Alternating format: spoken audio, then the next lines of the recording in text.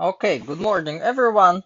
So I've been asked to hold my iPad horizontally, which is a fair thing to ask, so we'll try that.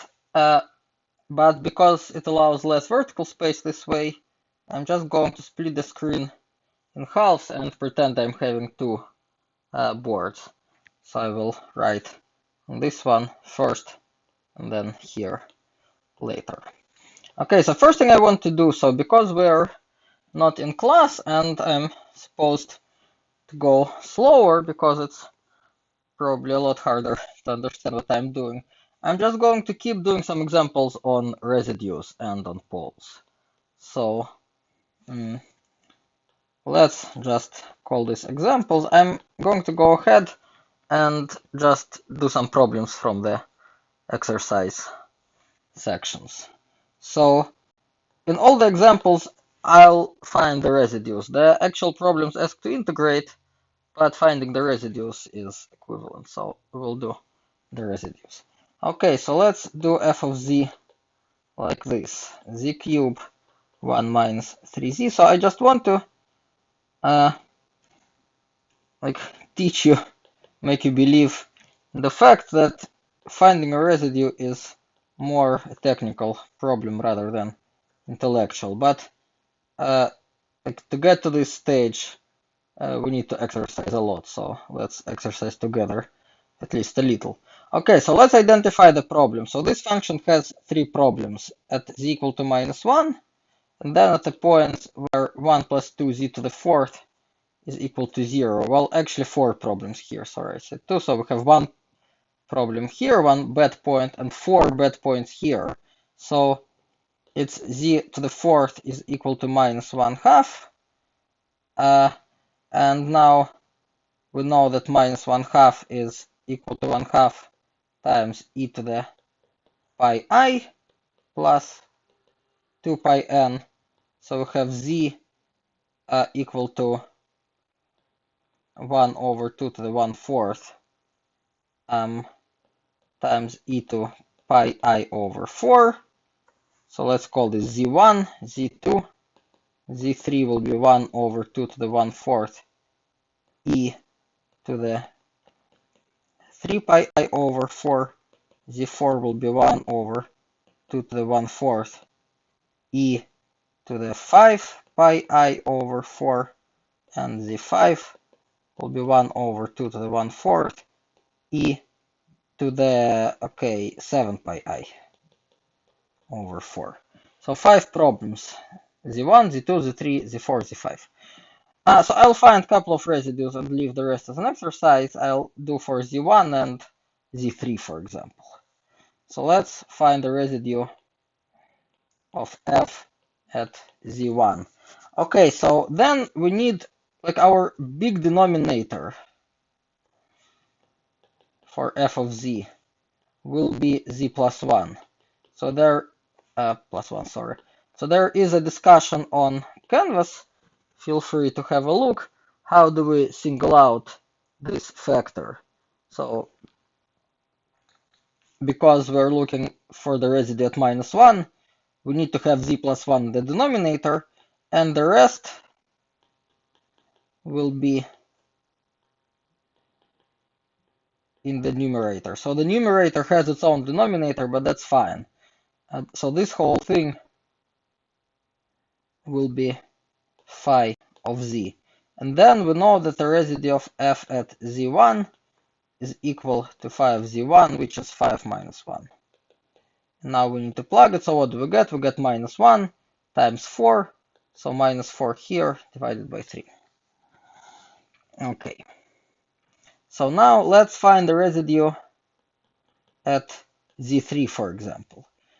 All right. So we know that 1 plus 2z to the fourth, and I'll be a little bit less specific here because I hate to write z2, z3, z4, and z5 like explicitly. It will be just long and not needed.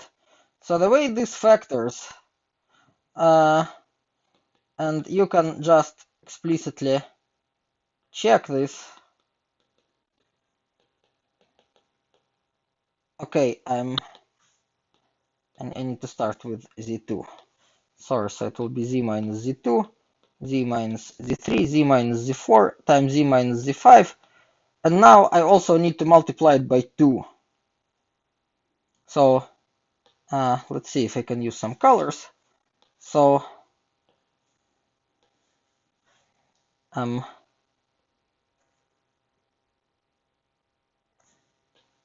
sorry, I have my eraser too large. There we go. So the blue 2's are the same 2's. And if you remember your school algebra, when you factored polynomials, you would always factor out this leading coefficient. So if you don't believe me, you can check this explicitly, but that's the answer. And so I now have f of z. Okay, so I need the residue at z3. So I want to single out z minus z3. So what's left? What's left is z cubed times 1 minus 3z divided by z plus 1 divide and all the other factors. Z minus z2, z minus z4, z minus z5.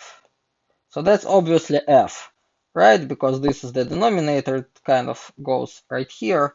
Then we get all 4 factors for 1 plus 2z to the fourth, and we get the denominator of f.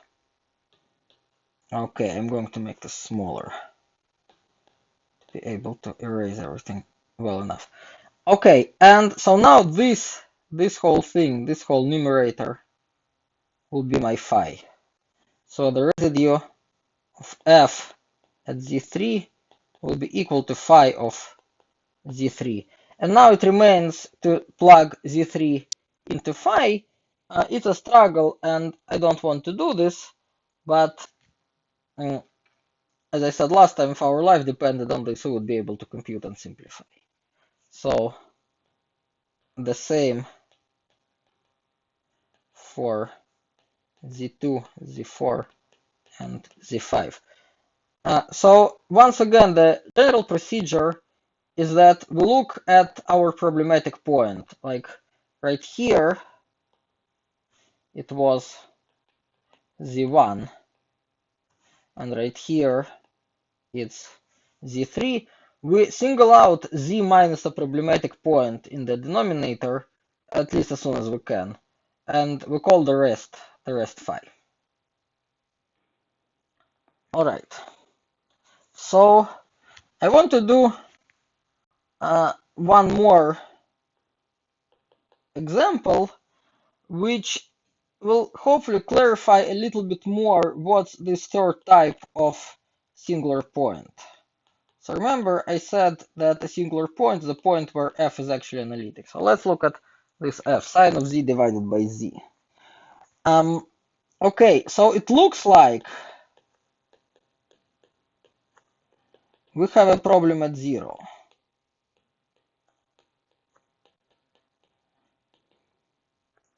So let's see that we actually don't. So what is sine of z? So sine of z is z minus z cubed over 6 plus z to the fifth over 5 factorial, whatever it is, minus so on.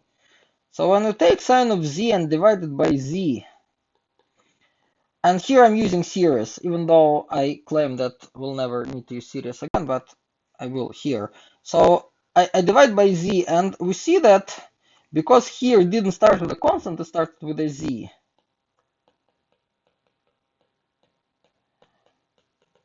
We actually get a nice Taylor type series. Okay, so no negative powers of z. I forgot to split the screen in half, so that's okay. So no negative, this example is worth using the whole screen. So no negative powers of z. So this means that z equal to 0 is a singular point of type 3. So I intentionally opened the same file in Notability I used last time. I always tell you, like, go 10 pages earlier and you'll find something. So I'm going to go 10 pages earlier. Go, go, go, go, go, go, go. and we find case 3, no bad part, then it's called a removable singularity. So tada, we have no bad part here, no negative powers. And so z equal to 0 is removable, which means that we can actually define f of 0. So what's f of 0? Well, let's look at this series. Let's look here. Plug z equal to 0, everything will disappear except this first term. So f of 0 is 1, which you knew from calculus, kind of. Well, you knew this for real functions, because in Calc 1, you had this magical identity that limits sine of x divided by x as x goes to 0 is equal to 1. Well, turns out that it's true for sine of z divided by z when z goes to 0 in this complex limit case. So that's an important example. We'll see it occasionally. So let's prove some. You know what? Before we prove anything, let's do one more example. Let's find a pole of a function, well, a residue at 0 of this function. Now, this function has many poles. Whenever sine of z is equal to 0, we have a pole. Okay, so potentially we could be interested. You know what? I'll write this a little bit smaller and divide the screen. So sine of z is equal to 0 when z is a multiple of pi. But these residues are easy because z is a nice function. At 0, it's a little bit trickier because z is also 0 at 0, so it might help. So, okay, I'm going to use my usual procedure. Okay, no, sorry, before I'll use my usual procedure, I'll figure out the multiplicity of the residue. So sine of z is equal to 0 at z equal to 0, and this 0 is of multiplicity 1. So sine square of z is equal to 0 at z equal to 0, and this 0 is of multiplicity 2, okay, because like we have 1 0 from sine of z and 1 0 from another sine of z. So what I'm saying is that sine of z is z times g of z, and g of 0, we actually know that it's equal to 1, right, because g of z, sine of z divided by z, here is the 1. So sine square of z is z squared times g square of z. Okay, and so f of z is z divided by z squared, g square of z. One of the z's cancel out, and I'm going to write it this way.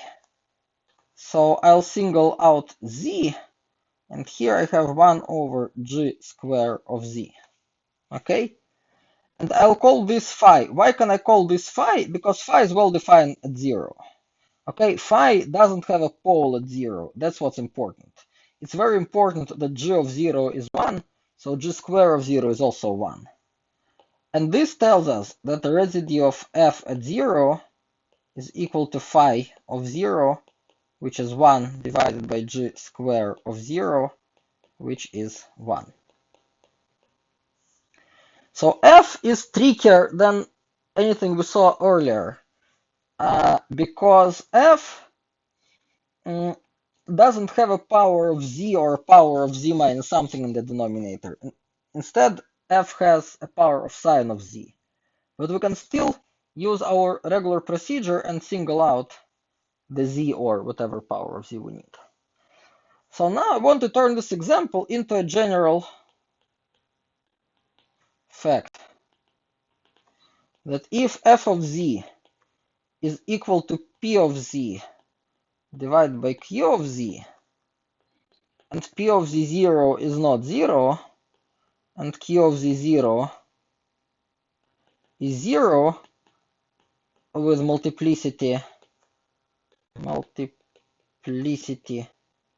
n, then I want to find the residue of f at z0, sorry.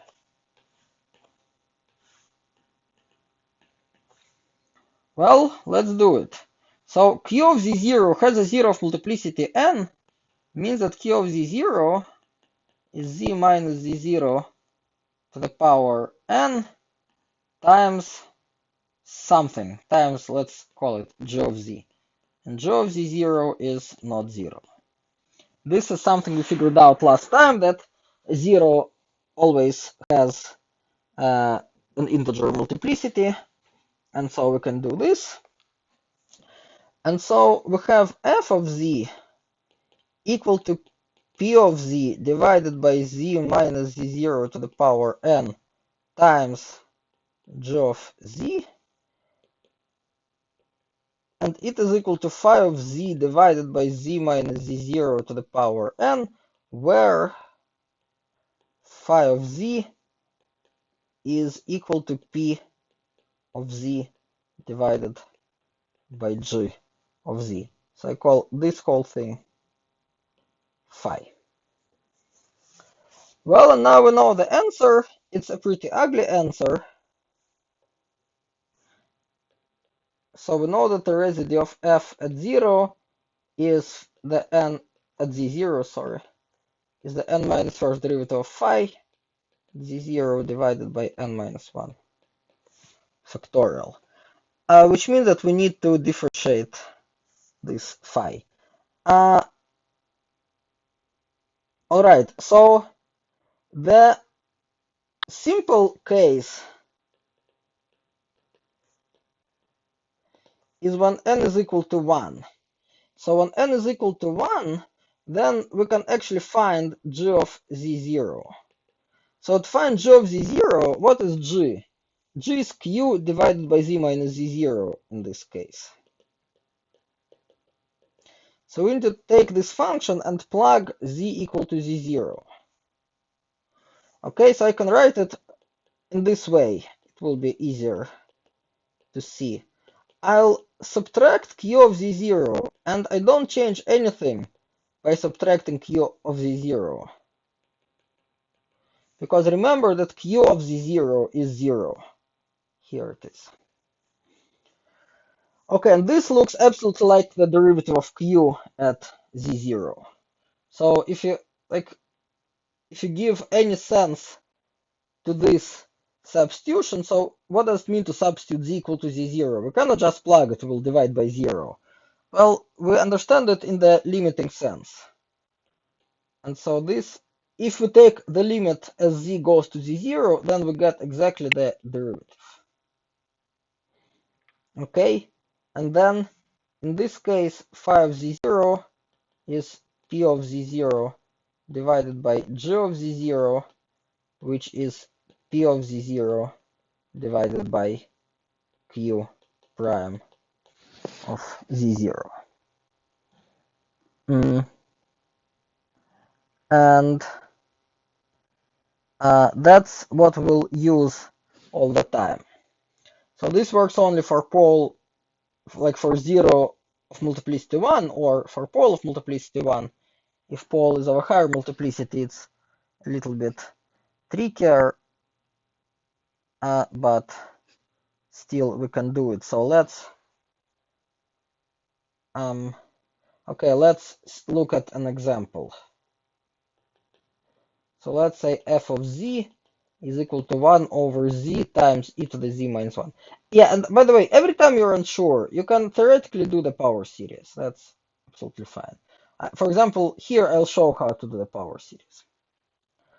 Alright, so how many problems do we have? Well,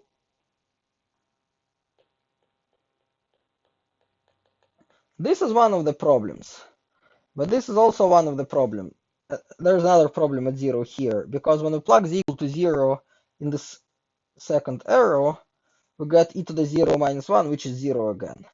So if we say that p of z is 1, and q of z is z times e to the z minus 1, then q of 0 is 0 of multiplicity 2, unfortunately.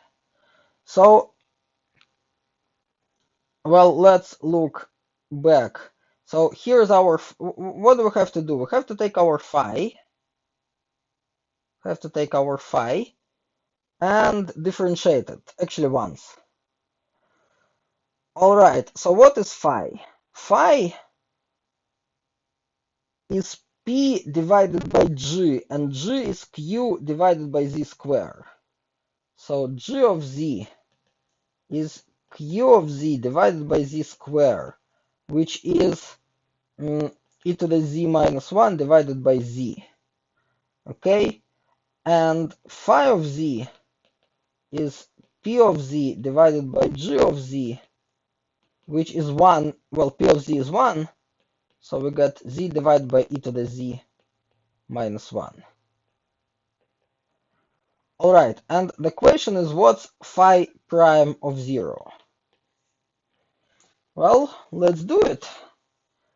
Well, phi prime of 0, because phi is a nice and analytic function, in fact, it's just the limit as z goes to 0 of phi prime of z. So let's compute what's phi prime of z. So it's 1, I'm using the quotient rule, times this, minus this, divided by this. And this is what? It's e to the z minus z times e to the z minus 1 divided by e to the z minus 1 square. That's a little bit nastier than it should have been. So we won't get away with power series here.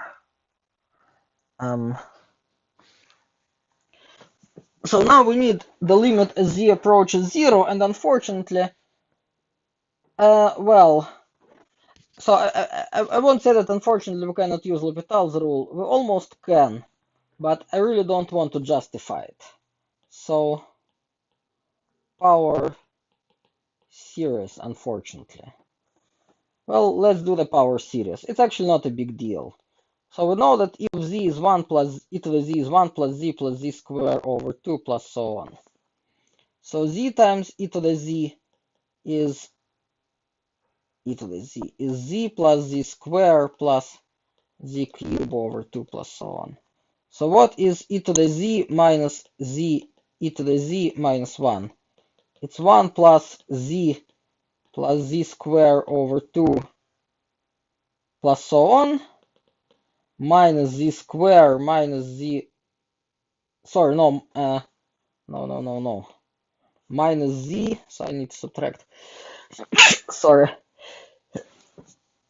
bless me, and my iPad turned, apologies, so I need to subtract this, so minus z squared minus z cubed over 2 minus so on, and also minus 1. So this cancels out, I have z squared over 2 minus z squared, so I have minus z squared over 2 minus z cubed over 2, plus or minus, doesn't matter, so on. And what's e to the z minus 1 square? Well, here is e to the z. We subtract 1 and 1 cancels out, so it's z plus z squared over 2 plus so on square. And notice that I need only the square term. So I have 0 of multiplicity 2 right here in the numerator. I have 0 of multiplicity 2 right here in the denominator. So the numerator and denominator are like z squared times whatever, which is not 0. So I'm only interested in the z squared term. So when I square this, I'll get z squared plus something else. I only get z squared for squaring this z. And so I'll continue here. So e to the z, I'll show an easier way in a moment. Okay, so it's minus z square over 2 minus so on, divided by z square plus so on.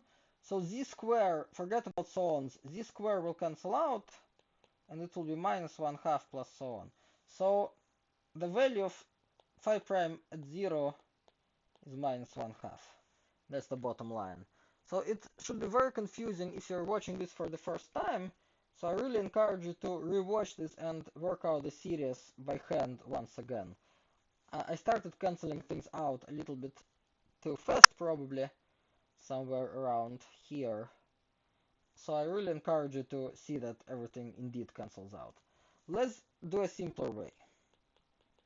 So unfortunately we know it a simpler way only when we went through all the struggle. So what was f of z? Let's recall. So f of z was 1 over z times e to the z minus 1. We can do the power series here right away. So I'll get e to the z minus 1 is equal to z plus z square over 2 plus so on. And so z times e to the z minus 1 is z square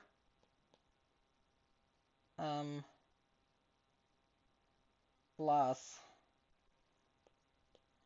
z cube over 2 plus so on. I'll factor z square out and I'll get 1 plus z cube over 2 plus so on. Alright, and so f of z is 1 divided by z square times 1 divided by this.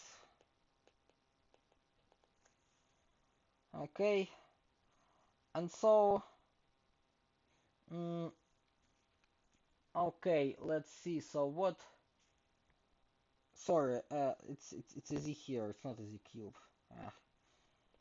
I'm getting tired faster than I should. So it's a z here. I factored out z square, so instead of z cube, I'll have a z now. So it's a z right here. Okay, and now let's see. So this is going to be my phi. This is going to be my phi. And I still need phi prime of 0. Okay? But now I can take this and formally differentiate it. So I'm using the chain rule. And so 1 divided by 1 plus z over 2. And we know that we can differentiate the series. It's going to be minus 1 divided by this horrible thing squared times the derivative of the numerator. And the derivative of the numerator is 1/2 plus blah blah blah. And if we plug z equal to 0, if we plug z equal to 0 here, we see that all the terms here disappear, so we get 1, and all the terms here disappear, we get 1/2, and there's a minus. So we get the same minus 1/2. That's slightly quicker, although we didn't get away from power series. However, so I want to point out again that we got into all this struggle because this 0 was a pole of multiplicity 2. So let's do one more example. I'm going to start fresh. Let's do f of z is equal to tangent of z. So it's sine of z divided by cosine of z. Okay, so cosine of z is 0 means that z is pi over 2 plus pi n. N is integer. I'm not sure we had this notation. So n is 0 plus or minus 1, so on. And these are zeros of multiplicity 1, thank God. So my p of z will be sine of z. Q of z will be cosine of z. And because these z's, let's call them zn. Because these zn's are of multiplicity 1, we know that the residue of f at Zn is equal to P of Zn divided by Q prime of Zn. Okay, and so what's Q prime? Q prime is minus sign. So this is sine of Zn divided by minus sine of Zn, and this is always minus 1.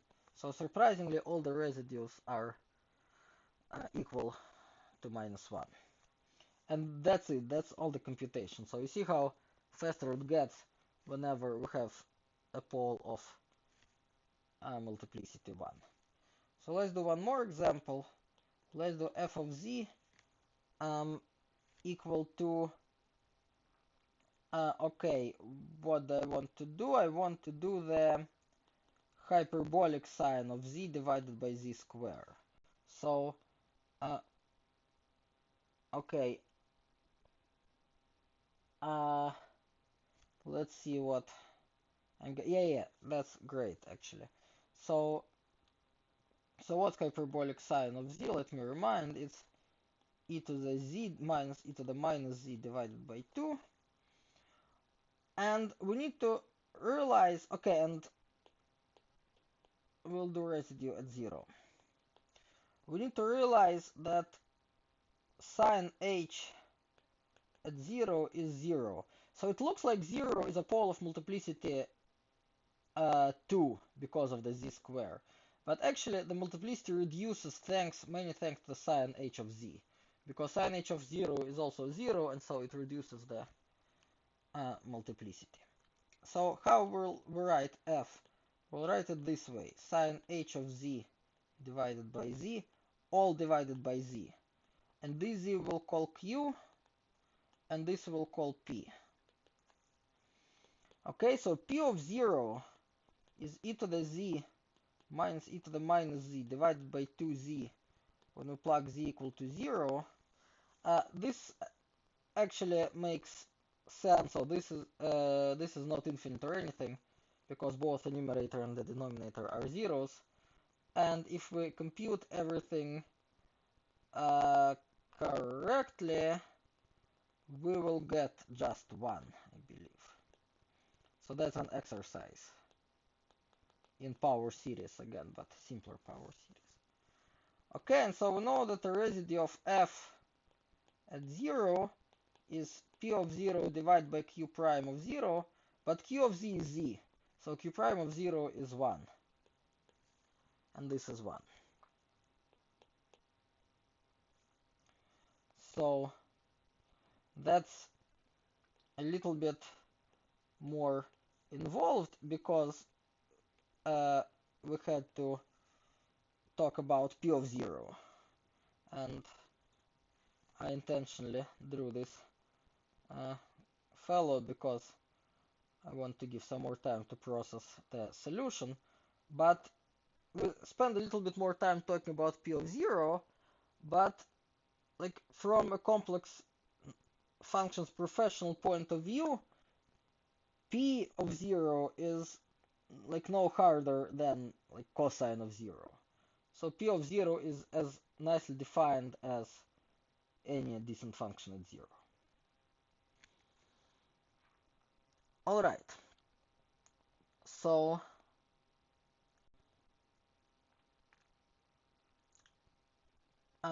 this is all about residues. So now we need to start talking about applications. Okay, so applications of residues. And if there is one thing I'm sad about in this course, so I know I'm supposed to be sad about frying your brains with so many proofs, but the main thing I'm sad about is that we didn't have time to do applications of residues in class. So our main application will be to compute this integral.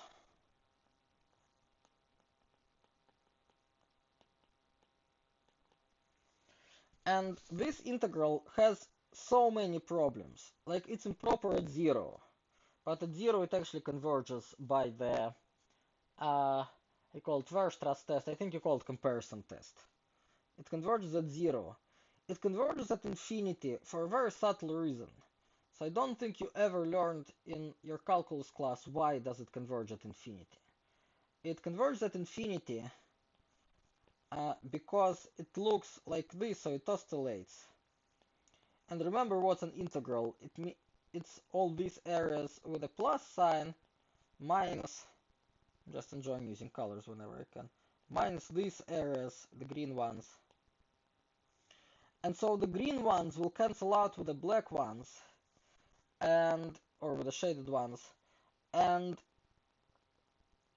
eventually give something convergent. So this integral at infinity converges thanks to a test that you've never learned. But we'll actually be able to compute it. I don't remember the answer, something like square root of pi.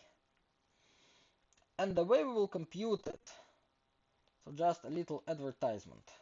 The way we'll compute it is that we'll say that sine of x is the imaginary part of e to the ix. Okay, and we will write this integral as the imaginary part of this thing. And then we'll come up with a contour that has this as a part of the boundary. And then goes, for example, somewhat like this.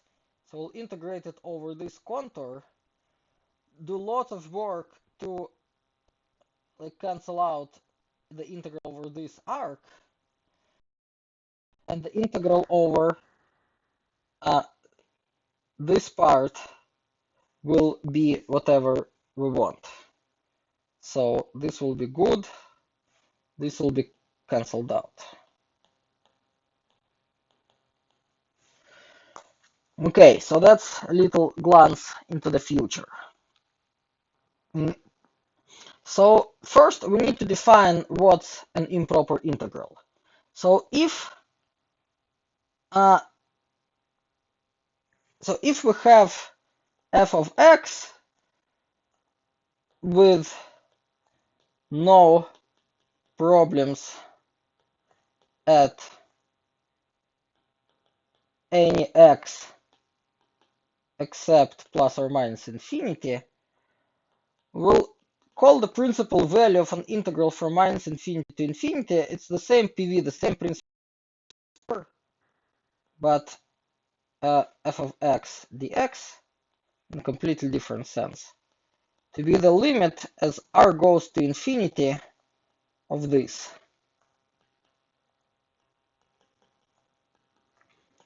And the PV means that this r and this r are the same r's. This will just be convenient. Okay, and then we will look at f of z, so we'll try to extend f to f of z like about this contour. So this is a circle. I'm still giving motivation, so don't be afraid if it's too fast of radius. And there are some poles here. And by the residue theorem, if we integrate f over this c, so c is this half circle plus this diameter, it will be 2 pi I times sum of residues. So I was just rushing to tell you this motivation, and next time we'll learn how to extend the f, how to come up with a reasonable extension of f, compute these residues, and then eliminate this half circle to leave only this diameter part, which is exactly the integral of f from minus r to r. Okay, so let's call today. If you are watching this live, hopefully you had time to ask questions, and please feel free to log into Cat and ask questions there in the discussion section. I'll try to answer them promptly. So see you Friday. Bye bye.